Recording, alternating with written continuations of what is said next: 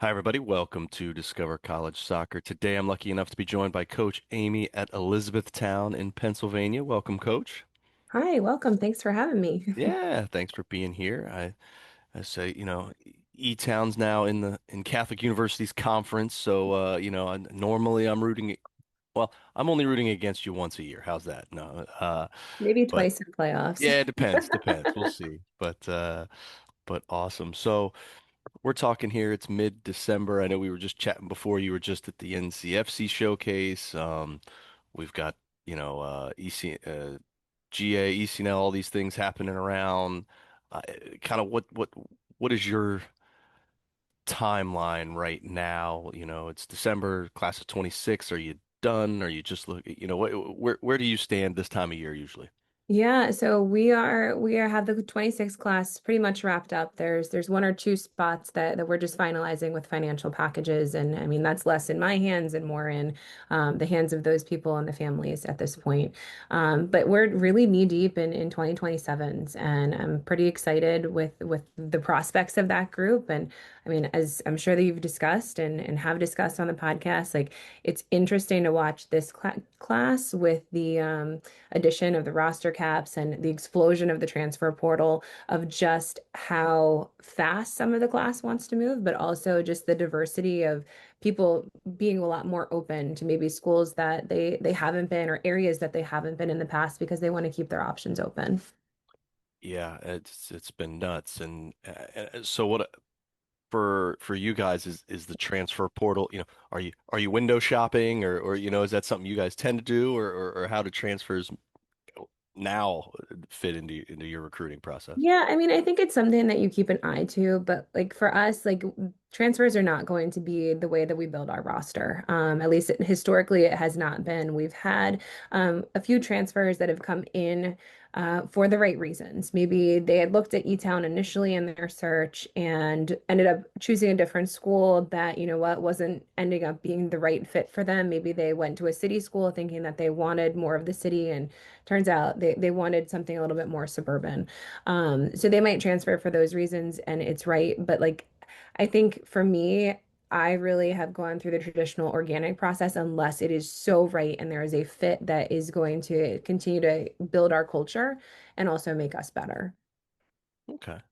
Well, we mentioned a couple of those events, but what are the places that you tend to go that are kind of high on your list each year?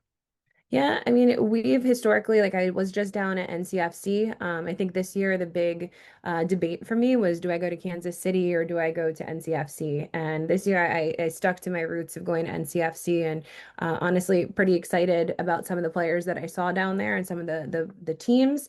Obviously, continuing to evaluate like the ECNL and the ACRL are great places also to get recruits. So I mean, I started my year down at ECRL in Virginia, and I definitely plan like the holidays are coming up, but all of us are about to converge on Florida, and it'll be a pretty fun time at the ECNL and the ECRL events down there. And then obviously, like as you go into the next part of the year, I'm super lucky where I'm located in central Pennsylvania. So not too far away, we have like Penn Fusion, so their winter showcase. A lot of college coaches I know come to that, and a lot of teams from around the country are going to be here. Why in February? Sometimes it snows, sometimes it's 20 degrees, but hey, Pennsylvania is a beautiful spot. And I mean, last year I know we were out recruiting in the snow, which was pretty cool. And then Jefferson Cup and PDA is another big one that I've historically gone to, and then trying to figure out of the playoffs what makes sense. So I mean, I'd say that that's typically, and then of course like the PDA showcase that was just in the fall we were at. And again, really lucky of where I'm located. PA Classics is right down the road, so they just had a winter showcase that I mean, it's a no-brainer. It was a 15-minute drive to get to the fields for me this weekend. So Gotta like that. yeah, it was great. Well, what about ID camps? Do you guys host them? Do you or your staff work external camps? How do they fit in? Both. We do. We definitely host, and I love being able to host ID clinics. And I mean, if, in every stop that I've made along my coaching journey, ID clinics have been incredibly important. And I try to talk about, it's not like, I mean, I'll be honest, if you look at the prices of ours, they're usually less than $100 because I really want players to come here and experience a day with us. Yes, they're amazing recruiting opportunities. I think in this 2025 class that we had just brought in, um, maybe six or seven of them had come from an ID clinic that had come to our campus at some point for an ID clinic. And again, that probably wasn't the first place that we had identified them, but they all got to know that process through this. Because again, as much as the ID clinics are for us to see players in our environment, it's also like you get to see me in my natural habitat as well. I don't try to put on a show. My entire team is usually there as well, so that you can see the players and get to know who you'd be interacting with. But then also, like, yes, I do also do external ones. Like, I know right before the Penn Fusion Showcase, I'll be at one down in the Philly area.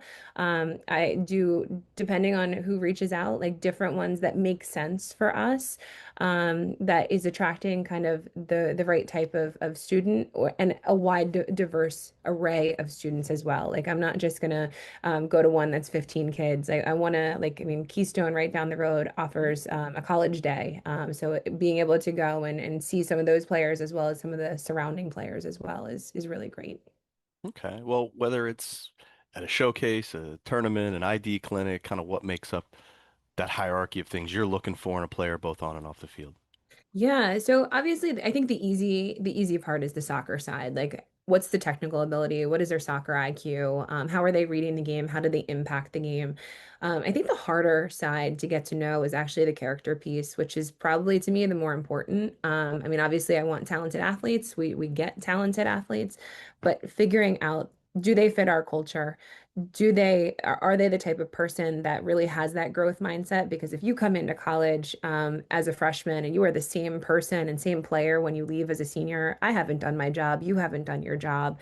We've got to develop. And I think finding players that want that ability to grow and that commit to the growth process are really important, and making sure that they fit. And I say our culture, we have four values in our program, together, great teammates that keep the program in mind, accountability, that they're doing, like, words are going to match their actions. They do something every day to continue to hold that standard for themselves and others.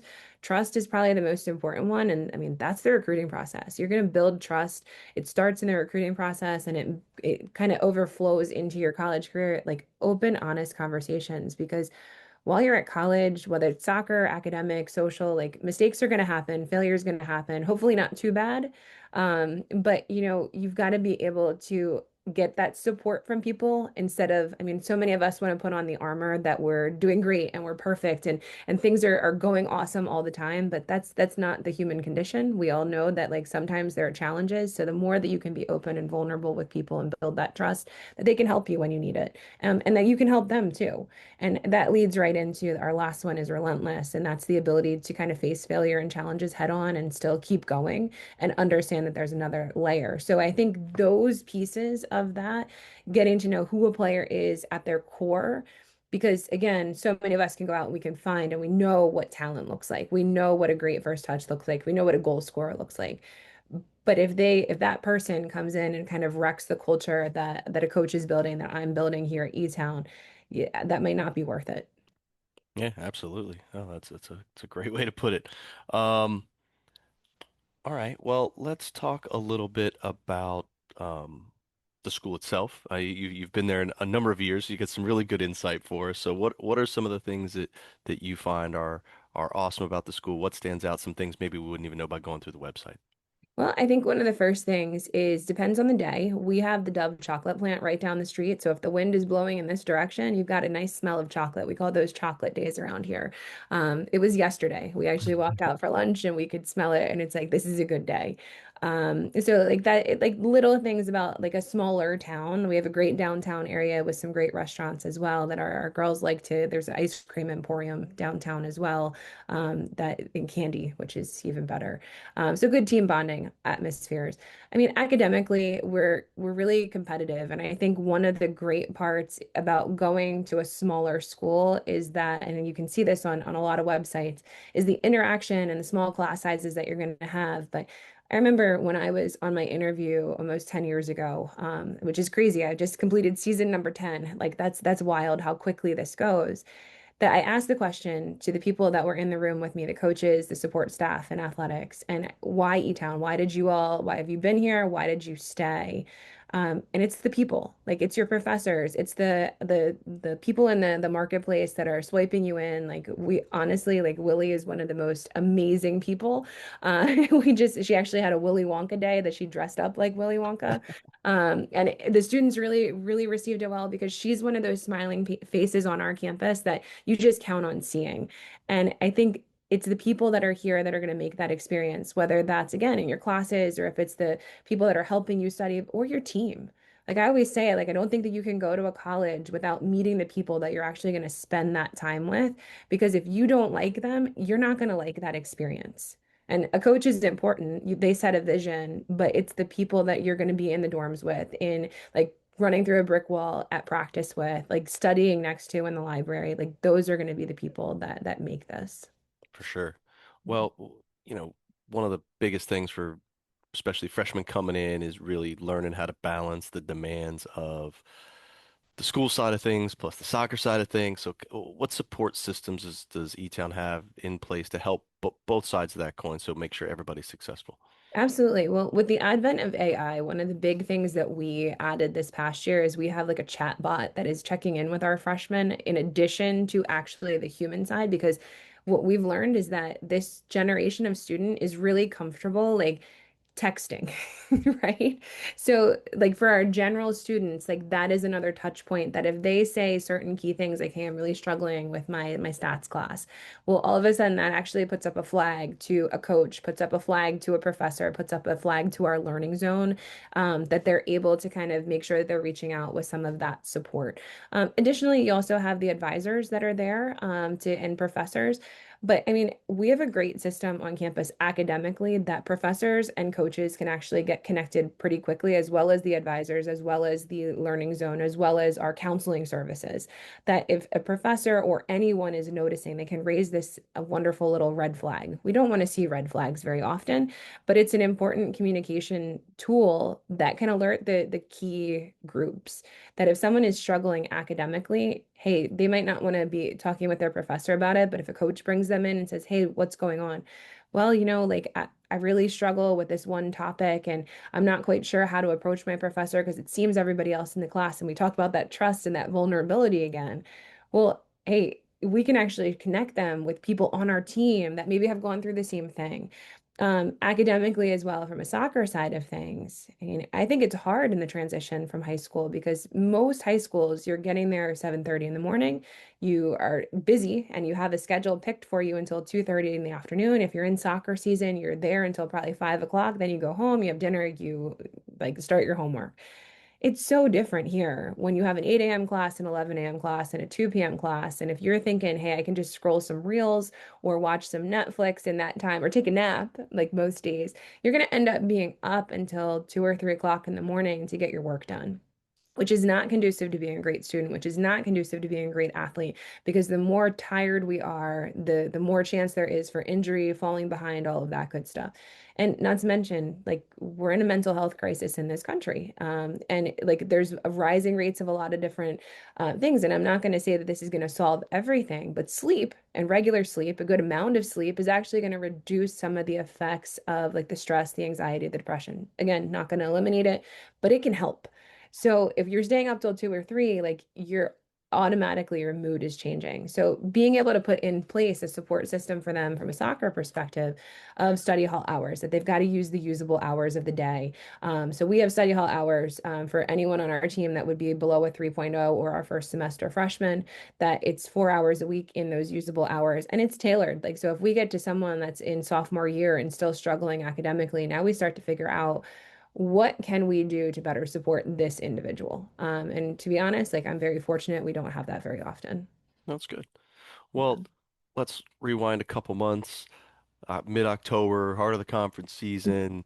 Kind of walk me through that schedule of a normal week in terms of classes, practices, meals, game cadence, all that stuff. Yeah, so this year, the Landmark Conference, we have both soccers and field hockey in a way to kind of help our member schools. Soccer's and field hockey will flip who is a Tuesday midweek and who's a Wednesday midweek. So this year we were the Tuesday midweek. So our schedule this year might look a little different than some other years, but so our typical cadence was we'd have a game, and I think probably the easiest place to start was game on Saturday because that's going to be consistent. We always have a game on Saturdays. Then this year we would have practice, a recovery practice, so we'd get a lift, a good tempo run that was written by our strength and conditioning coach, and then a nice like shake it out type of technical practice that we might play a little bit, but mostly small sided to get us like really the lactic acid moving. Monday, then we would have practice depended on the time of the year. Once we got to October and the heart of the conference season, we actually had a student athlete who was student teaching this semester. And her Mondays were really tough because she'd get done with student teaching and she'd have her seminar class at 5 o'clock. So as a team, we actually decided that we were going to have just a couple 6 a.m. practices throughout the course of the fall so that our entire team could be there in our pregame prep. Not typical for us in season to have early morning practices at all, but we definitely did that so that we could have our whole team. Also, it promoted recovery, which was fantastic that we had a little bit longer to recover. Tuesday would be game day. Wednesday this year was actually our off day. And then Thursday, Friday, we would have a normal practice time of like 4:30, 5 o'clock, that we'd go 4:30 to 6 or 4:30 to 6:30 in our pregame. Classes for us typically range from like 8 a.m. till usually they're done by 3:20 in the afternoon. So if Molly wasn't student teaching, we'd be able to maybe start a little bit earlier, but that's okay. Like, I mean, I think it's so important as a coach that I'm able to take a look at those class schedules and not be picking and choosing who's showing up to practice and when, really working together to maximize that we have our whole team the entire time. Okay, awesome. Well, in terms of the team, what is like your ideal roster size? What are you trying to hit each season there? Yeah, I mean, actually, there's kind of big news coming out of U-Town this year. We've historically had a beautiful grass field that we've played on, and the college made a great investment in athletics, so we're going to be turning that to turf. So in saying that, like I used to have, and I'm not adjusting it very much, but it used to be 24 to 28 was my ideal roster size. I think all of us know that as awesome as it is to have a consistent surface that throughout our entire conference now it'll be turf. Um, Turf also carries some inherent risk of injuries. So I think now, and I'm not again not adjusting much, probably 25 to 29, maybe 26 to 30. 30 kind of is that number that gives me the creeps because I think as a coach, it's very hard to really manage a roster that is that big, especially when I'm preaching that togetherness, that impact that each player is going to have. So I think like keeping it in the wheelhouse, like this past year we were at 26, the year before we were at 26. I think that's a pretty happy number for us, but obviously there's going to be some times that it bubbles a little bit, just depending on some recruiting numbers and some recruiting classes. Like for example, in 2027, we're going to recruit a very small class, like 4 or 5, but we only graduate 2. So that year, it's going to naturally just bubble a little bit, and then we'll bring it back down and get it so that we're recruiting 6 to 8 in each of the classes and having the right number. Okay. Well, what about staff? Talk to me about who else is on staff with you. What role does everybody play? Who are some other people maybe just supporting the team from the athletic department, that sort of thing?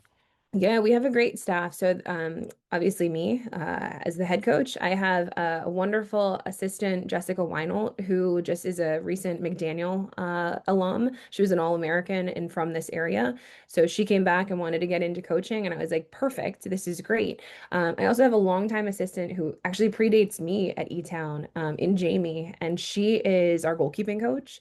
And she's been phenomenal in developing our goalkeepers. Like in the time that I've been here, we have had several goalkeepers be all conference. And I mean, I was a goalkeeper in college. It's great to be able to have someone because I can't always just go and run and work with the goalkeepers, but it's great to have someone that can develop them at such a high level as well. We have had a couple volunteer assistants as well in the past couple of seasons. My former assistant, Natalie, who took a full-time job at a different institution, not in the soccer realm, she came back and helped us a bit as a volunteer assistant this year. We have also had Kendra Jones, who is went on to Drexel this past season. We've had her as a volunteer assistant, which is was unbelievable. And we actually had our legendary men's coach Skip Roderick pop out for a couple of practices, couple games here and there as a volunteer assistant because just the knowledge that that man carries with him is really just awesome. So and to keep him around the game and keep him in the Blue Jay colors, I think is a good thing. Okay. Well, you mentioned you obviously, but talk to us more about your coaching style and the style of play you like to play there. Yeah, for sure. I love possession with purpose. Like, I mean, I think there's times and places to connect a unbelievable amount of passes, but I think the soccer is best played when you're looking to break lines and you're playing it in a possession style. And I think yes, there's times like I will specifically remember, and Matt, I'll make fun of Catholic for just a second. There was one year, and this is years ago, so it's not Casey, it's not her current program. But 2019, JP had an unbelievable Catholic University women's soccer team. Like, and unlucky for us, we ended up having to play this game on turf at home, simply because our grass field did not drain. We got so much rain and it didn't drain. And I was sitting there going, oh my goodness, what in the world is going to happen? We have this phenomenal turf team coming to us, and JP just knew that we were going to try to possess. They squeezed us. I think their back line was above the half field mark. And it was the one time in my career that I looked at my midfielder and I was just like, just put one over the top. Like, go ahead. Like, just go ahead. They're squeezing us so much and see what happens. And our little forward, Lee at the time, was able to get on the back end of that and bury one. And at that point, I had never beaten Catholic. Like that was the first time that me and my coaching career that we beat Catholic. And what does it come from? It came from us being a little bit more direct. So there are times and places for that. But I think the overall style is I want to play a great brand of soccer that's going to be possession based, but again, with the thought process of scoring goals because you have to. Like last time I checked, you win games by scoring more than the other team. Yeah, yeah, no, we're well, I think that sums up what I'm going through with my high school team right now in terms of trying to possess, but sometimes you just gotta go, you just never Yep. know. Um, well, I'm sorry that it had to happen against Catholic, but that's all right. Yeah, We'll me too. we'll we'll we'll we'll let it slide this time. Well, hey, I appreciate all of your insight. I don't want to keep you too long. I'm gonna leave you with one last question, and that is, if you had one piece of advice for anybody going through the college recruiting process right now, what would that be? Keep your options open and explore a lot of different places because you never really know where that great perfect fit is going to come. And I think be communicative, be responsible for your own search in the way of like, look, coaches here know a ton, right? So we here know like that might it's not the right fit. There's going to be more no's in this process than there are yeses, most likely, if we're doing our jobs correctly. So being great and upfront and building that trust that, hey, this isn't the right fit, because just like a student athlete is trying to go through their funnel and whittle it down to that final school, coaches are doing the same things. And I think the quicker for both sides of it that people can be upfront and honest about where someone might stand in that process, I think is really good. And sometimes it's hard. Like I'll be the first one to tell you, sometimes it's hard that I know players aren't just ghosting me. I think they're really trying to like weigh their options and eventually they'll come back and kind of like figure some things out. And coaches do the exact same things, especially, I mean, we get to do some of the heat of our recruiting through our seasons. That's a really tough time to be like super responsive within 5, 10 minutes or even a day. But I think be persistent, be resilient in that process, and also recognize like you got to know what you want in that process of whether it's, hey, I definitely want to go to a Division 1 school, and I don't care what that actually looks like in terms of I want to go and I want to have that challenge, and that's okay. But some people, you might be sitting on a bench for 4 years and a role player. Some people might be really successful in 1 or 2 of the years, but maybe not as much. But you commit to that process. The same thing is true at D3. Like you commit to that process and find what is your best fit that kind of allows you to grow, allows you to develop. But again, like just enjoy the process because I think it's fun to be able to go and meet with a bunch of coaches. I enjoy meeting with the recruits that we chat with on the phone or get on campus, but enjoy that process and find that one that hits you in the gut just right, that you know is your place. Awesome. Really appreciate it, Coach. Wish you the best of luck, and I guess I'll see you in Sanford here in a couple weeks. Yeah, that sounds great. All All right. right. Take care. Bye.